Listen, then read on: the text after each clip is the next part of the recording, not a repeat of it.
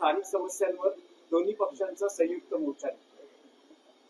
ठाण्यात आज एक महानगरपालिकेवर शिवसेना आणि महाराष्ट्र नवनिर्माण सेना यांचा एक मोर्चा निघतो आहे आणि मोर्चाचं कारण स्पष्ट आहे. ज्या पद्धतीनं मुख्यमंत्री पालकमंत्री असलेल्या जिल्ह्यात ते ज्या भागाचं प्रतिनिधित्व करतायत त्या महानगरपालिका हद्दीत जी गुंडगिरी, जी दरोडेखोरी, जो भ्रष्टाचार, जी लाचलुचपत सुरू आहे त्या विरुद्ध हा मोर्चा आहे. ठाणे महानगरपालिकेचे उपायुक्त त्यांना मुंबई पोलिसांच्या लाचलुचपत प्रतिबंधक किंवा EOW असं म्हणा त्यांनी कारवाई करून अटक केली. 50 लाखाची लाच स्वीकारताना हे उपायुक्त हा जो पक्ष आहे मेंदे गट त्यांचे हस्तक होते. संपूर्ण महापालिकेमध्ये अशा प्रकारे लुटमार करणाऱ्या हस्तकांचा भरणा आहे. अख्ख्या शहरात आणि जिल्ह्यात एक प्रकारे जे वातावरण आहे हे महाराष्ट्राला कलंक लावणार आहे. मी मुख्यमंत्र्यांचं अभिनंदन करतो. त्यांनी दत्तक घेतलेल्या नाशिकमध्ये जी गुंडगिरी विरुद्ध मोहीम सुरू केलेली आहे आणि कोणाचाही मुलाहिजा न ठेवता कोण कोणत्या पक्षाचा आहे याची फिकीर न करता त्यांनी पोलीस आयुक्तांना जे आदेश दिलेले आहेत की गुंडगिरी मोडून काढा, अशा प्रकारचे आदेश त्यांनी ठाणे जिल्ह्यातल्या गुंडगिरी विरुद्ध देणं गरजेचं आहे. गणेश नाईक जे ज्येष्ठ नेते आणि मंत्री आहेत त्यांनी सुद्धा या रावणराज विरुद्ध आवाज उठवलेला आहे आणि मी त्यांचे अभिनंदन करेन की त्यांनी ही सर्व हरामखोरी मोडून ठाण्यामध्ये जनतेचे प्रश्न ऐकण्यासाठी जनता दरबार सुरू केले आणि आज आम्ही या अन्यायाविरुद्ध, या भ्रष्टाचाराविरुद्ध शिवसेना आणि मनसे एकत्र होऊन मोर्चा काढत आहोत. राऊतसाहेब, तुम्ही म्हणतात की तुम्ही मुख्यमंत्र्यांचं अभिनंदन करता. नाशिकमध्ये त्यांनी जे धोरण स्वीकारलेलं आहे तिकडची गुन्हेगारी मोडून काढण्यासंदर्भात, पण अलीकडच्या काळात दिसून आलं की नाशिकमध्ये असे अनेक वादग्रस्त प्रवेश भाजपमध्ये झाले, त्याचं काय? भाजपमधल्या नगरसेवकांना सुद्धा मुख्यमंत्र्यांनी सोडलेलं नाही किंवा ज्याने अलीकडच्या काळात भाजपमध्ये प्रवेश केला अशा गुंडांच्या टोळ्यांचा सुद्धा मी गेल्या काही दिवसात पाहतोय. पोलीस आयुक्त संदीप कर्णिक यांनी पूर्णपणे बिमोड करण्याचं धोरण स्वीकारलेलं आहे आणि माझ्या माहितीप्रमाणे नाशिकच्या पोलीस आयुक्तांना मुख्यमंत्र्यांचे तसे आदेश आहेत हे यांचे अड्डे उद्ध्वस्त करा. मग तो भारतीय जनता पक्षाचा आहे का, तो शिवसेनेचा आहे का, तो काँग्रेसचा आहे का, तो राष्ट्रवादीचा आहे का, जनतेला छळणारा आणि शहरात दरोडेखोरी करणाऱ्यांना दया माया दाखवू नका. हे जर धोरण असेल तर त्याचं स्वागत केलं पाहिजे आणि नाशिकमध्ये मला तिकडले आयुक्त संदीप कर्णिक यांच्याकडून ती कारवाई होताना दिसते. अशा प्रकारची कारवाई ठाण्यात व्हावी. नाही, पण पुणे अपवाद आहे का? कारण पुण्यामध्ये सध्या देशाच्या नकाशावर पुणे गाजत आहे. हायवे प्रकरण असेल, विविध गँग्स असतील, पुण्याचे प्रकरणामध्ये हायवे प्रकरणात सुद्धा रवींद्र धंगेकर काही धक्कादायक माहिती आजही पत्रकार परिषदेत समोर आणणार. त्याआधी त्यांच्या पक्षाकडून त्यांना समज दिली गेलेली आहे की महायुतीत दंगा नको, असे आदेश त्यांना. बघा, पुणे हा एकेकाळी विद्येचं माहेरघर होतं, सांस्कृतिक शहर होतं. आज पुणे हे अजितदादा पवारांमुळे आणि नंतर भाजपमधल्या काही घटकांमुळे गुंडांचं माहेरघर झालेलं आहे. कोयता गँग ही संकल्पना पुण्यातून बाहेर आली. पोलीस आयुक्त काय करताय? तिकडले पोलीस आयुक्त जे कोणी आहेत त्यांनी नाशिकच्या पोलीस आयुक्तांकडून नाशिक शहरात जे काय घडामोडी सुरू आहेत त्यापासून प्रेरणा घेतली पाहिजे आणि हे राज्याच्या गृहमंत्र्यांचं जबाबदारी आहे. पुण्यामधले एक मंत्री केंद्रात आहेत आणि ज्या प्रकारे पुण्याची बदनामी सुरू आहे ती गंभीर बाब आहे. पुण्यामध्ये सुद्धा ठाण्या इतकीच जबरदस्त गुंडगिरी सुरू आहे. रावसाहेब, आज काँग्रेसची बैठक आहे.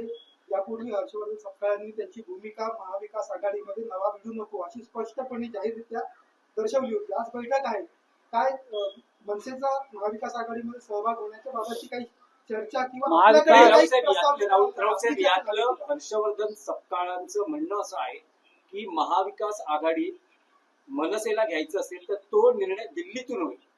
हे तुम्हाला पटतंय? नाही, त्यांचं म्हणणं बरोबर आहे. आणि दिल्लीमध्ये आम्ही चर्चा करत आहोत किंवा आमची चर्चा झाली आहे. काल सुद्धा माझं सरचिटणीस वेणुगोपाल यांच्याशी काही विषयावर चर्चा झालेली आहे. मी राहुलजींशी पण चर्चा करेन आणि उद्धवजी खरगे साहेबांशी चर्चा करतील. प्रश्न तो नाहीये. उद्याचं जे शिष्टमंडळ आहे ते सर्व पक्षीय शिष्टमंडळ आणि अराजकीय शिष्टमंडळ आहे, हे हर्षवर्धन सपकाळ यांनी समजून घेतलं पाहिजे. हा विषय एका पक्षाचा नाही. मतदारातीतले घोटाळे, ईव्हीएमचे घोटाळे, निवडणूक यंत्रणेतला भ्रष्टाचार, भारतीय जनता पक्षाची यंत्रणेवरची दडपशाही, याच्यावर एकत्रित आवाज उठवणं गरजेचं आहे. म्हणून तर राहुल गांधी यांनी सगळ्यांची मदत घेतली या विषयात. हे एकट्याचं कामच नाहीये. उद्या आम्ही सर्व पक्ष महाराष्ट्र राज्याचे मुख्य निवडणूक अधिकारी चोखलिंगम यांना भेटतो आहोत, एक निवेदन देत आहोत, त्यांच्याशी चर्चा करतो आहोत. त्यानंतर उद्या 1:30 वाजता यशवंतराव चव्हाण प्रतिष्ठानमध्ये आम्ही पत्रकार परिषद घेत आहोत. या शिष्टमंडळात माननीय शरद पवार साहेब, माननीय उद्धव ठाकरे साहेब, माननीय हर्षवर्धन सपकाळजी, माननीय राज ठाकरेजी, महाराष्ट्र नवनिर्माण सेनेचे अध्यक्ष, त्यानंतर कॉम्रेड अजित नवले, कॉम्रेड सुभाष लांडे, रईस खान, असे जयंतराव पाटील शेका पक्षाचे, या सगळ्यांना आमंत्रित केलेलं आहे आम्ही आणि सगळे येत आहेत. आता हर्षवर्धन सपकाळ यांचा एक मुद्दा आहे की इंडिया आघाडीत नसलेले पक्ष त्यात आहेत. म्हणजे कोण आहेत? इथे इंडिया आघाडी किंवा महाविकास आघाडीचा पक्ष विषयच नाही. सर्व पक्षीय शिष्टमंडळ.